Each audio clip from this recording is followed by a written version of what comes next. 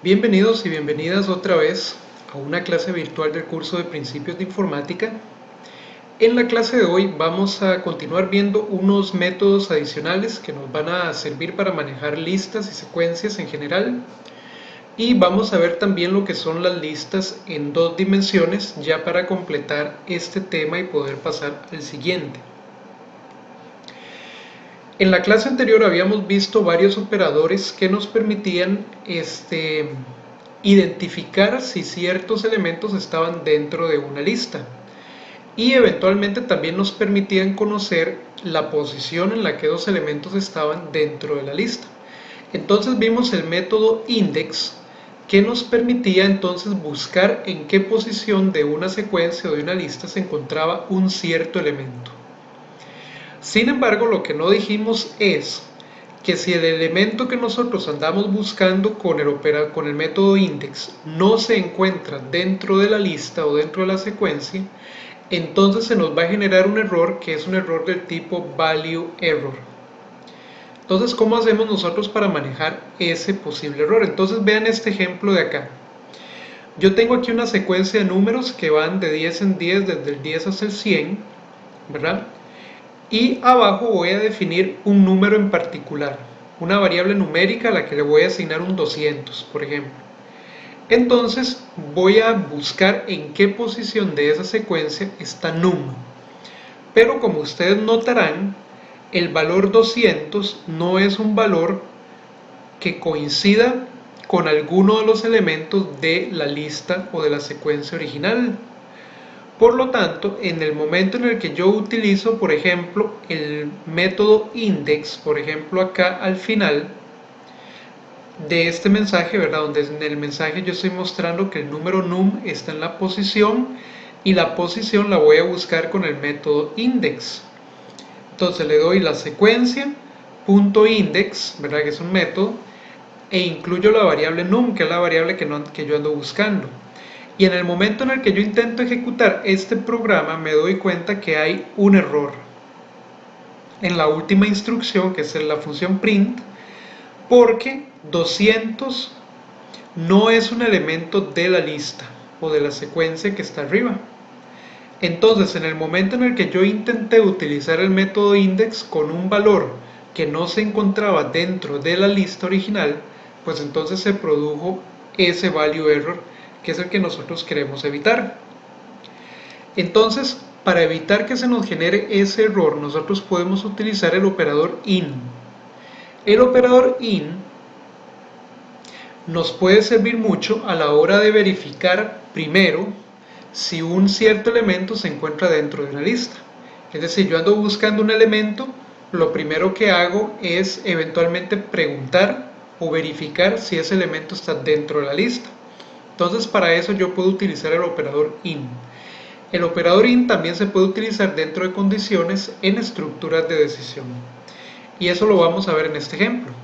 Voy a iniciar con la misma secuencia de números, voy a definir nuevamente mi variable numérica en 200 y ahora lo que voy a hacer es revisar primero si num está dentro de la secuencia.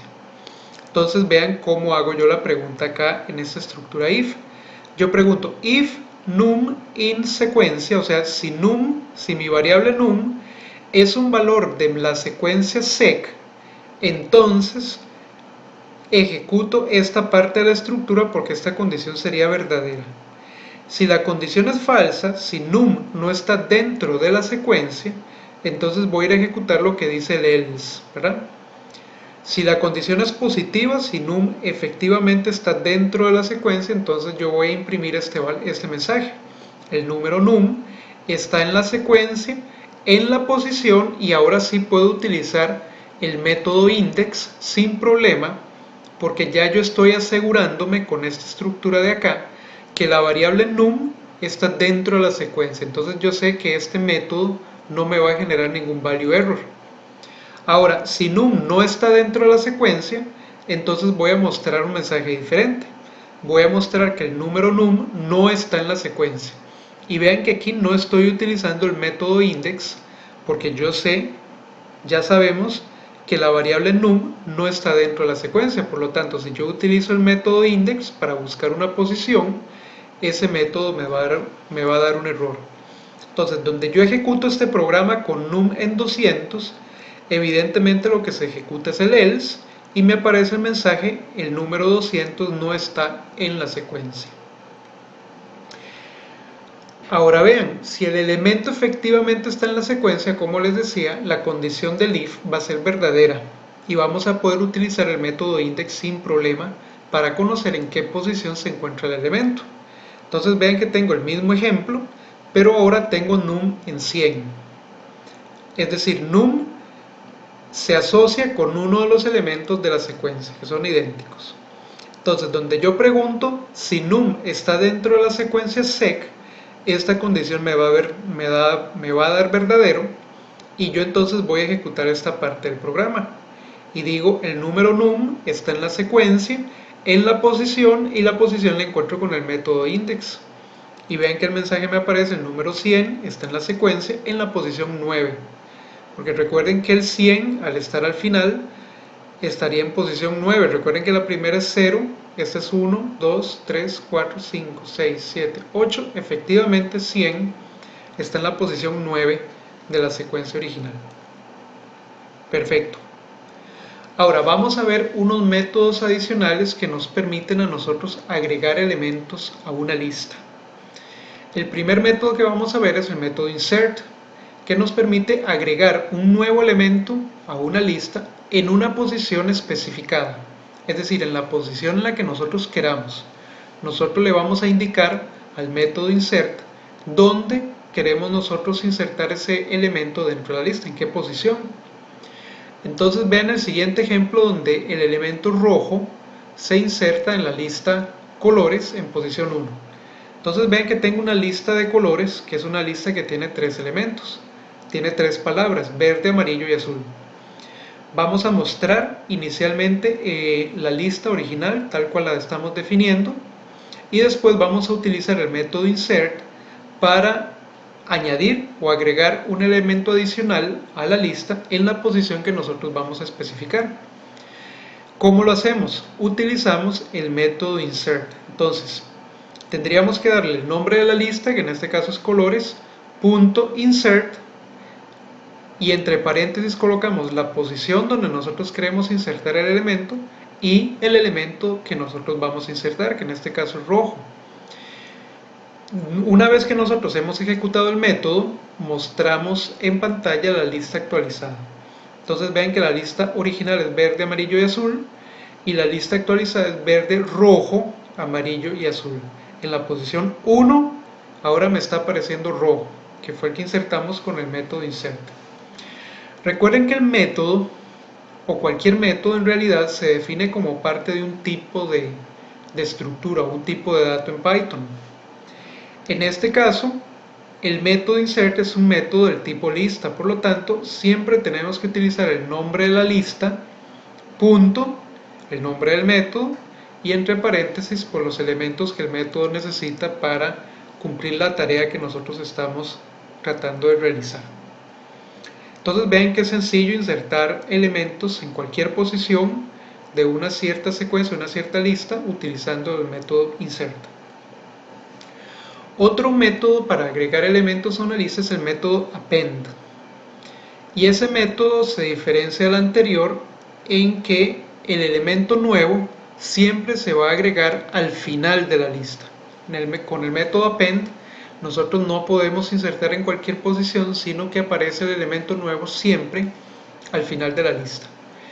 Este método es equivalente a utilizar el operador de asignación aumentada más igual, que ya nosotros hemos estado viendo y utilizando en clases anteriores. Entonces vean el mismo ejemplo que tenemos antes. Tenemos la misma lista de colores, verde, amarillo y azul. Mostramos la lista original y después insertamos un elemento nuevo, que es en este caso es el elemento rojo, con el método append. Entonces vean que append únicamente recibe el elemento nuevo, que en este caso es rojo. No le podemos dar una posición porque append siempre nos va a colocar ese elemento nuevo al final de la lista. Entonces donde mostramos la lista actualizada, vean lo que aparece. Dice lista original verde, amarillo y azul. Lista actualizada verde, amarillo, azul y rojo. ¿verdad? Entonces en este caso el nuevo elemento se agregó al final de la lista por medio del método append. Otro método que podemos utilizar, pero esta vez para agregar múltiples elementos a una lista, es el método extend. Con el método extend, esos elementos que nosotros vamos a agregar se van a agregar también al final de la lista. Y la diferencia es que los elementos que nosotros vamos a agregar con extend tienen que ser a su vez una lista. Entonces, este operador o este método es equivalente a concatenar listas con el operador más igual, que nosotros también ya hemos utilizado en clases anteriores. Entonces, en este ejemplo, vean que yo tengo una lista de colores 1, y esa lista de colores 1 tiene los colores verde, amarillo y azul. Entonces mostramos la primera lista igual que hicimos en los casos anteriores.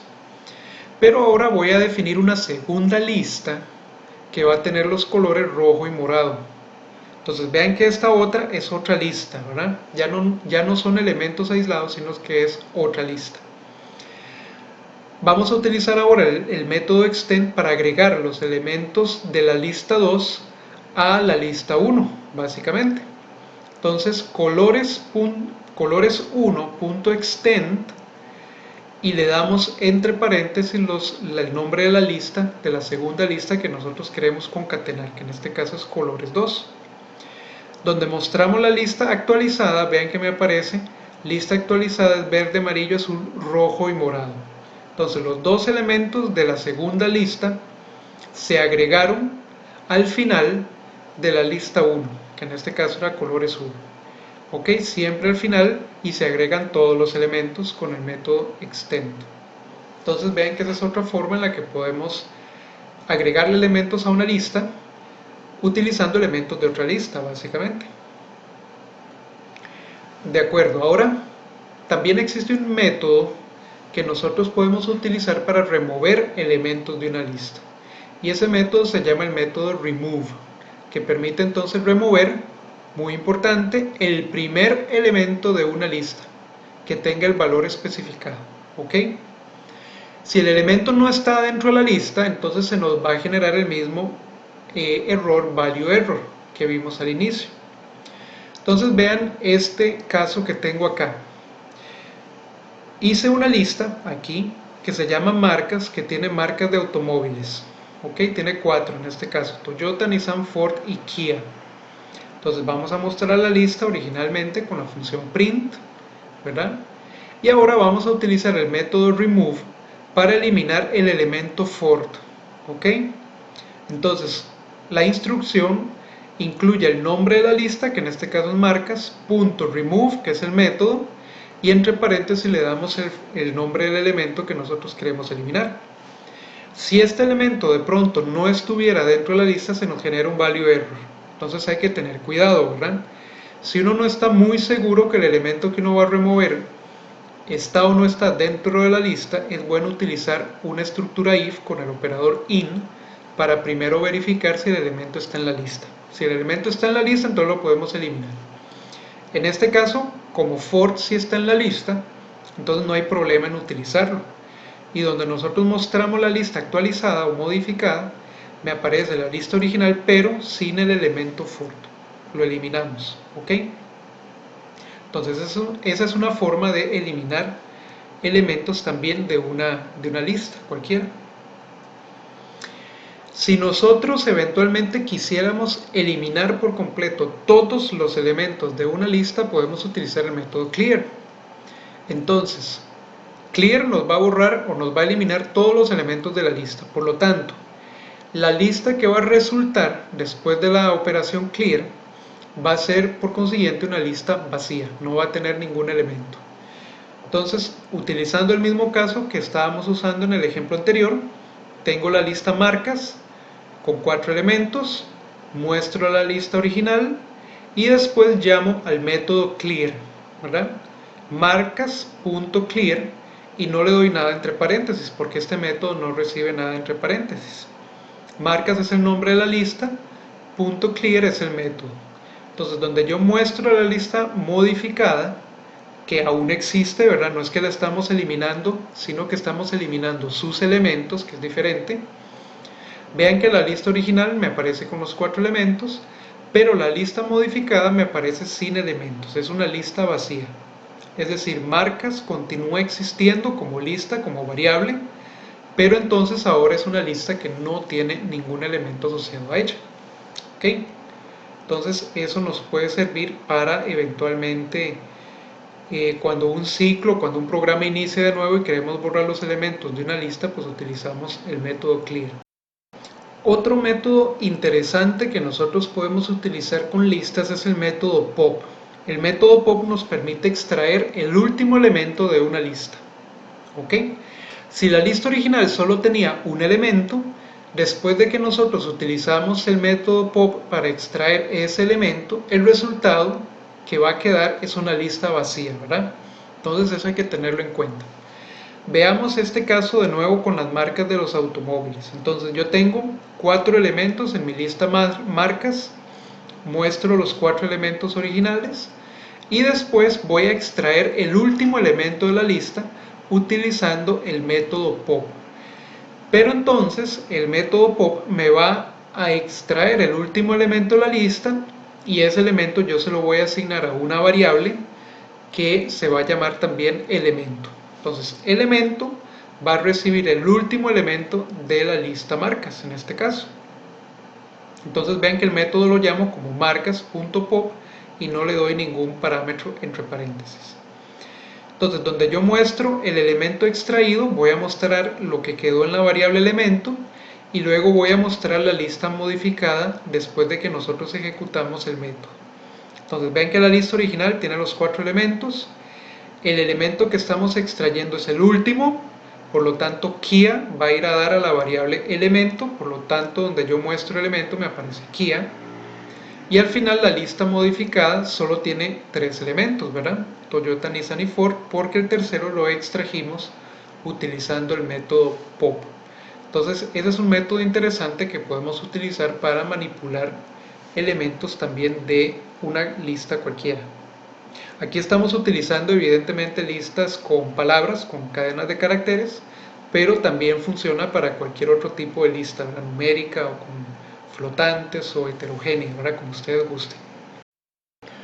Otro método interesante que nosotros podemos utilizar con listas es el método count.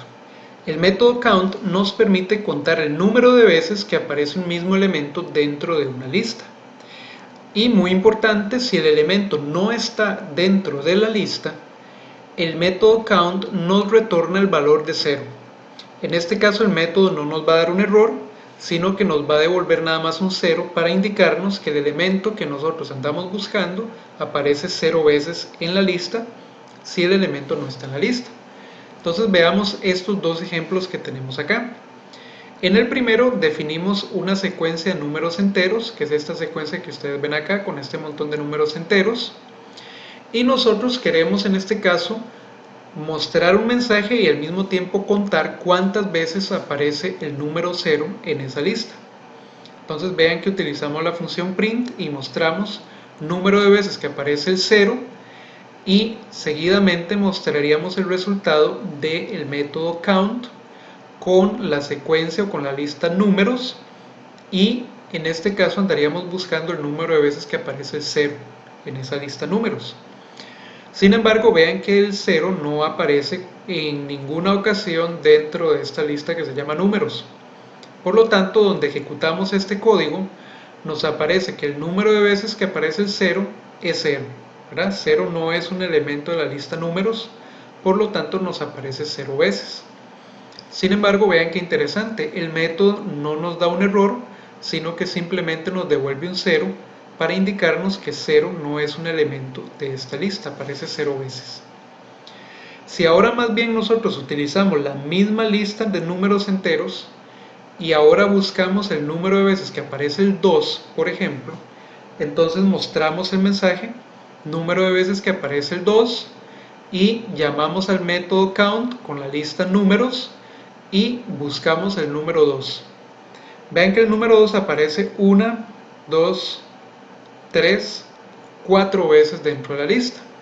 Por lo tanto, al final, cuando ejecutamos el programa, nos aparece el mensaje, número de veces que aparece el 2 es 4, aparece 4 veces dentro de la lista.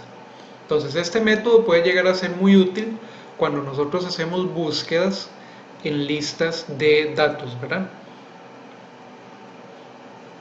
Ahora bien, existe un método adicional que se llama el método reverse, que nos permite invertir el orden de los elementos de una lista. De tal forma que entonces el elemento que antes estaba al final de la lista pasa a estar al inicio de la lista. Y todos los demás elementos pasan a ocupar entonces la posición inversa u opuesta a la posición que tenían originalmente. Entonces veamos de nuevo este ejemplo con la lista de marcas de automóviles, donde yo muestro el contenido de la lista original. Bueno, defino la lista, muestro el contenido original de la lista y al final llamo a marcas.reverse, que es el método reverse aplicado a la lista marcas. Ese método entonces me va a invertir el orden de los elementos de la lista. Entonces, donde yo muestro la lista modificada, vean que me aparecen los mismos elementos de la lista original, pero en el orden opuesto, en el orden invertido. Ahora empezamos por el último, el penúltimo pasa a ser el segundo, el antepenúltimo el tercero y el primero pasa a ser el último. ¿Ok?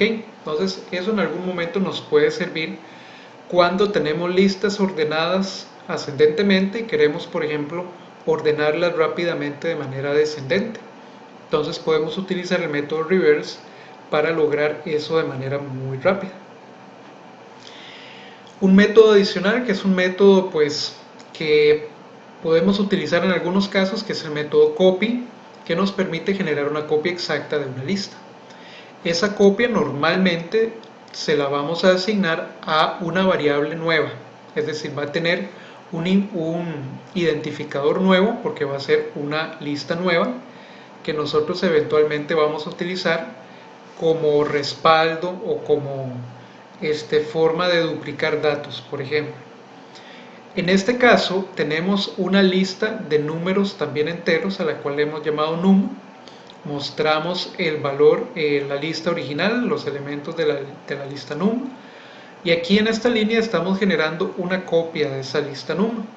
Entonces vean que estoy creando un nuevo identificador, una nueva variable que se llama numCopia, y este identificador va a tomar el valor de num.copy, ¿verdad? Es decir, estamos llamando al método copy para generar una copia exacta de esta lista, y esa copia exacta se la estamos asignando a una nueva variable que se llama numCopia. Por lo tanto, donde mostramos el contenido de numCopia, vean que los elementos en cada una de las listas son los mismos y están en el mismo orden, ¿verdad? Entonces, eventualmente pues pueden utilizar copy para copiar listas dentro de sus programas. Bien, vamos a ver ahora el tema final de esta sección, que es el tema de listas en 2 dimensiones, que es ya pues un tema más interesante. En este caso, nosotros podemos tener listas cuyos elementos sean otras listas, ¿ok? Entonces, cuando nosotros tenemos una lista de listas, tenemos una lista en 2 dimensiones.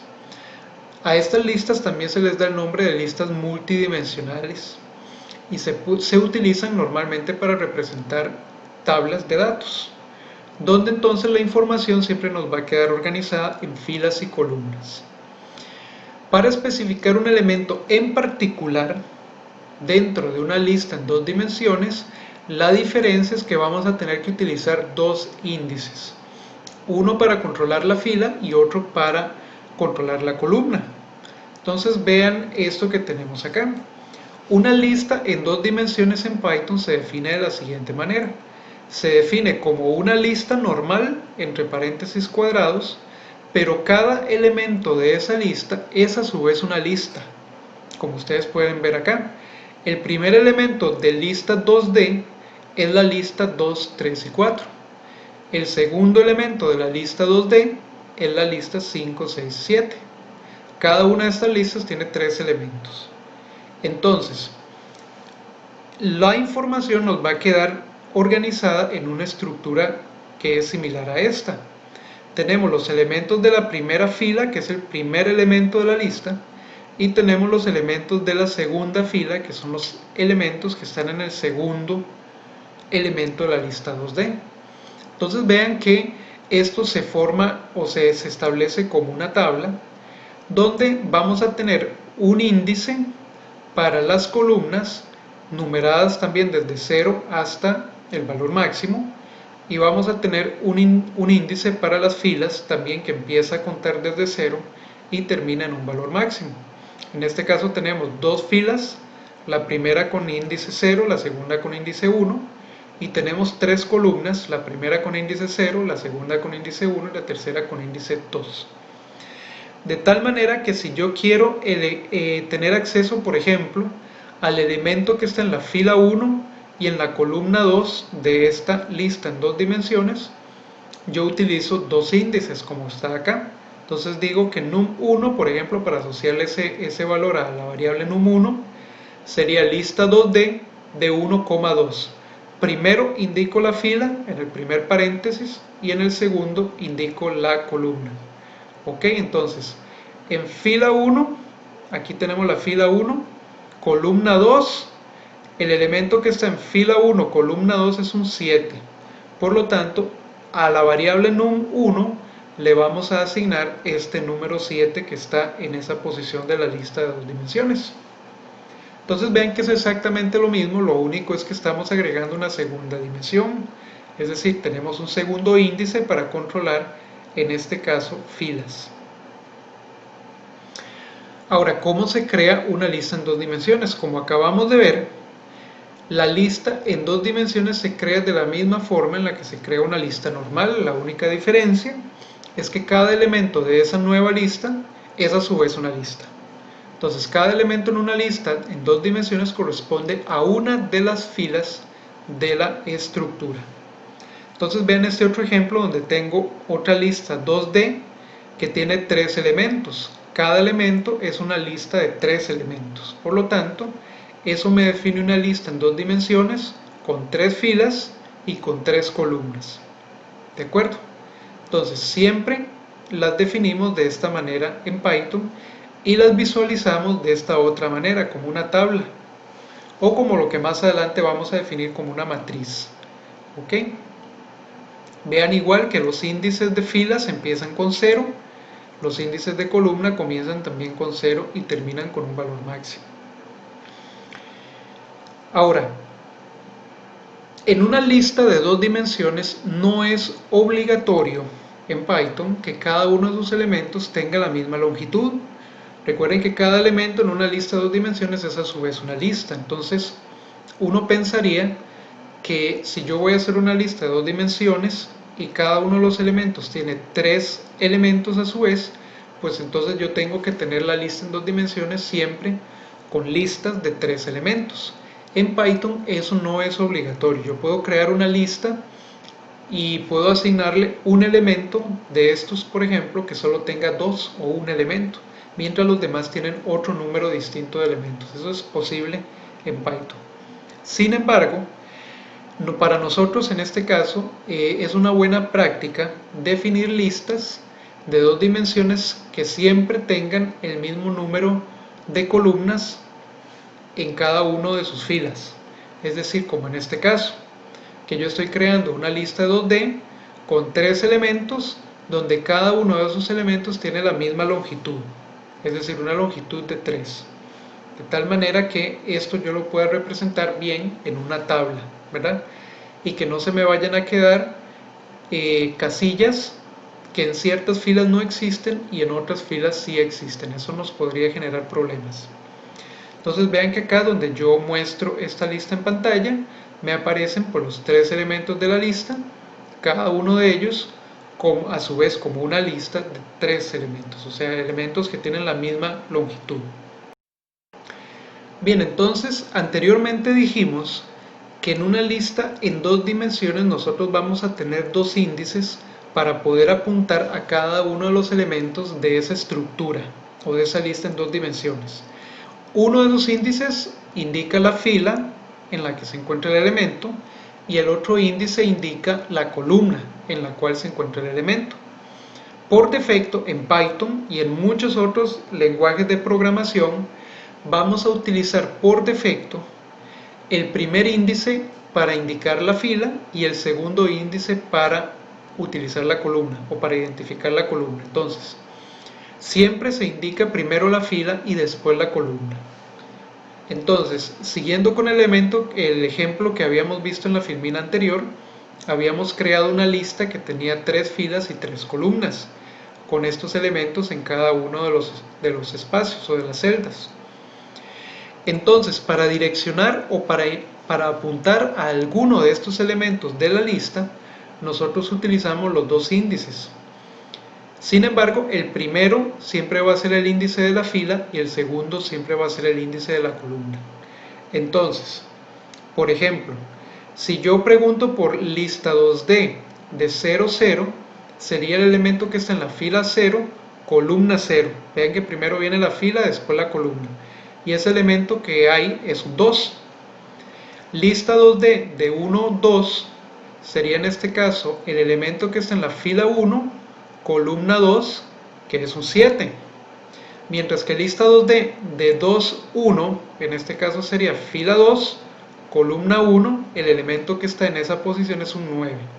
Esto no puede cambiar en Python, ¿de acuerdo? El primer índice va a ser para fila y el segundo índice va a ser para columna.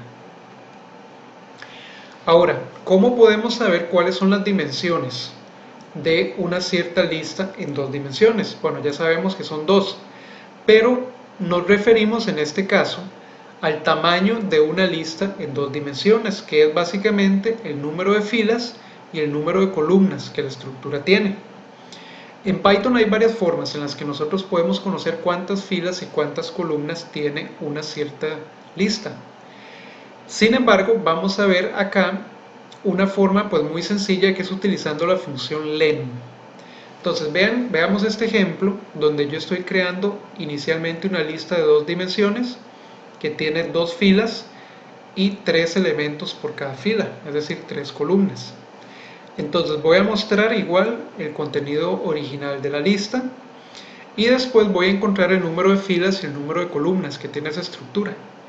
El número de filas yo la encuentro como len de lista 2D, ¿verdad? Porque len de lista 2D me dice cuántos elementos tiene la lista 2D, que en este caso ya sabemos que tiene 2 elementos.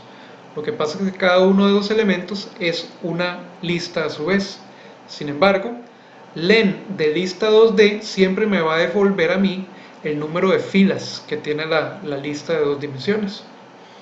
Ahora, ¿cómo hago yo para calcular el número de columnas que tiene la lista? Entonces, una forma es utilizar la misma función len, pero aplicársela al primer elemento de la lista 2D, que en este caso sería la lista 1, 2, 3. Esta lista 1, 2, 3 tiene 3 elementos, por lo tanto, la función len aplicada a ese primer elemento me va a devolver 3, que en este caso es el número de columnas. Por eso es que les digo que es importante mantener las listas en 2 dimensiones con filas que tengan el mismo número de elementos cada una.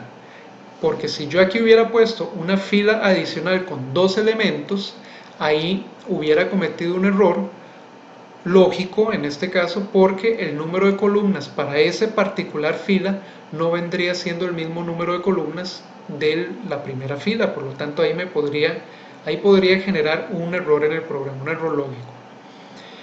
Sin embargo, si mantenemos las listas con el mismo número de elementos por cada fila, perfectamente yo puedo conocer el número de columnas con este método que les estoy mostrando acá. Entonces vean que cuando yo muestro los resultados finales me aparece que la lista original es esta, que es una lista que tiene 2 filas y tiene 3 columnas, ¿verdad? Entonces ya estas variables me permiten a mí saber cuántas columnas y cuántas filas tiene mi lista en 2 dimensiones. ¿Y para qué me sirve eso? Bueno, principalmente me va a servir para poder hacer recorridos de listas en 2 dimensiones. Los recorridos tienen que ver, digamos, con recorrer todos los elementos que tiene una cierta estructura o una cierta lista en 2 dimensiones. Y para ello siempre va a ser necesario anidar dos ciclos, uno dentro del otro.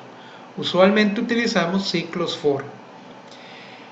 El ciclo externo nos va a controlar normalmente o nos va a permitir recorrer las filas de la estructura, mientras que el ciclo interno lo vamos a utilizar para recorrer las columnas. Entonces vean este ejemplo que les tengo acá, donde la idea es mostrar todos los elementos que tiene esta lista en 2 dimensiones que estamos creando acá. Una lista con 2 filas y 3 columnas. Entonces lo primero que vamos a hacer es encontrar el número de filas y el número de columnas que tiene esa lista, que ya sabemos nosotros que tiene 2 filas y 3 columnas. Y vean acá donde yo estoy anidando un par de ciclos for, estoy colocando uno dentro del otro para poder recorrer cada uno de los elementos de esa lista de manera iterativa. El ciclo externo, que es este ciclo for que está de primero, es el ciclo que me va a ir controlando las filas. Por lo tanto, esta variable i va a tener valores desde 0 hasta el número máximo de filas que tenga la estructura y los va a ir pasando uno por uno. Mientras que el segundo ciclo for tiene una variable j que me va a ir recorriendo las columnas. Es decir, va a empezar desde la columna 0 y va a ir recorriendo hasta la columna 2 en este caso. Y dentro del segundo ciclo yo pongo una función print y voy a hacer o voy a imprimir el elemento que está en la posición apuntada por la variable i para fila y la variable j para la columna. Recuerden, fila, columna, ¿verdad? Primero fila, después columna. Entonces, donde yo muestro este mensaje con la función print, yo voy a ir mostrando cada uno de los elementos de la estructura original. Y estoy utilizando el argumento end con espacio en blanco para dejar 2 espacios en blanco aquí entre cada elemento y para impedir que el cursor cambie de línea después de mostrar cada uno de los elementos. Entonces, este ciclo for interno se va a repetir 3 veces por cada fila de la estructura. El ciclo externo se va a repetir únicamente 2 veces porque hay 2 filas nada más. Cada vez que j pasa desde 0 hasta el valor máximo de las columnas, se imprimen entonces todos los elementos de esa fila, y cuando sale de este ciclo for, esta función print sin argumento es la que me permite a mí cambiar de línea. ¿Ok? Entonces al principio iba a tener un 0, j va a empezar con un 0 y vamos a mostrar el elemento 0, 0. El siguiente elemento que va a mostrar es el 0, 1 y el siguiente elemento sería el 0, 2. Todos en la misma línea, ¿verdad? Una vez que terminamos y que j alcanza el número de columnas, ese ciclo for termina, mostramos o pasamos a ejecutar esta función print, o sea, hacemos el cambio de línea. La i pasa a 1 para apuntar a la siguiente fila y j comienza desde 0 nuevamente hasta 3 mostrando todos los elementos de la segunda fila. Con esta estructura de ciclos for anidados es que nosotros podemos ir recorriendo todos los elementos que hay en una cierta lista de 2 dimensiones. Sin embargo, hay una forma más rápida de hacer esto, que es utilizando la función enumerate, ¿okay? Que fue una función de las que vimos en la clase anterior. Es exactamente lo mismo, lo único es que el programa se nos hace más compacto. Entonces vean cómo funciona esto. Yo voy a definir la misma lista en 2 dimensiones que tiene 2 filas y 3 columnas, pero ahora a la hora de crear los for anidados, yo voy a crear el for externo con un elemento que se llama i y con un elemento que se llama fila. Y incluyo dentro de ese ciclo for la función enumerate de la lista original. ¿Qué va a hacer la función enumerate de la lista original? Me va a devolver en i cada uno de los índices de la estructura original, que serían los índices desde 0 hasta 1, y en fila me va a ir retornando cada uno de los elementos de la lista original cada vez que el ciclo se ejecuta. Entonces, y va a tener el índice del elemento y fila va a tener los elementos de cada fila, como una lista a su vez. Por lo tanto, cuando ingreso al segundo ciclo for, creo una variable j igual que antes, pero creo también una variable que se llama elemento y vuelvo a llamar a la función enumerate, pero en este caso con la variable fila. Entonces ahora fila va a tener una de las filas de la lista original, por lo que j va a ir recorriendo cada uno de los elementos de esa fila y elemento va a ir tomando el valor de cada uno de esos elementos en la fila original. De tal manera que a la hora de imprimir el elemento, nada más imprimo el contenido de la variable elemento y le agrego también el argumento end igual y 2 espacios o 3 espacios, que de nuevo es para evitar que el cursor cambie de línea por cada vez que yo muestro un elemento. El cambio de línea lo hacemos hasta el final, cuando ya este ciclo for interno se ha completado. Entonces igual, aquí lo que vamos a ir haciendo es ir mostrando todos los elementos de la lista en 2 dimensiones originales. La diferencia es que la función enumerate me permite a mí realizar el mismo recorrido sin tener que calcular de antemano cuántas filas y cuántas columnas tenía la estructura original. Por lo tanto, el programa se me hace más compacto. Entonces, ustedes escogen cuál de los dos sistemas quieren utilizar, si el sistema completo o el sistema, digamos, resumido. En todo caso, es bueno que practiquen con los dos para que vean cómo se comporta cada uno de los sistemas. De acuerdo, y ya ahora que tenemos esta información nueva, vamos a ir a PyCharm a realizar otro ejemplo, donde vamos a crear un programa, donde vamos a utilizar muchas de estas funciones y muchas de estos métodos que hemos visto en esta clase, para entonces crear una cierta aplicación. Y eso entonces, como les decía, lo vamos a ir a hacer en PyCharm. Y después de la práctica, pues entonces ya sí terminaríamos la clase del día de hoy. Ok, entonces nos vemos en PyCharm para continuar con la sesión práctica.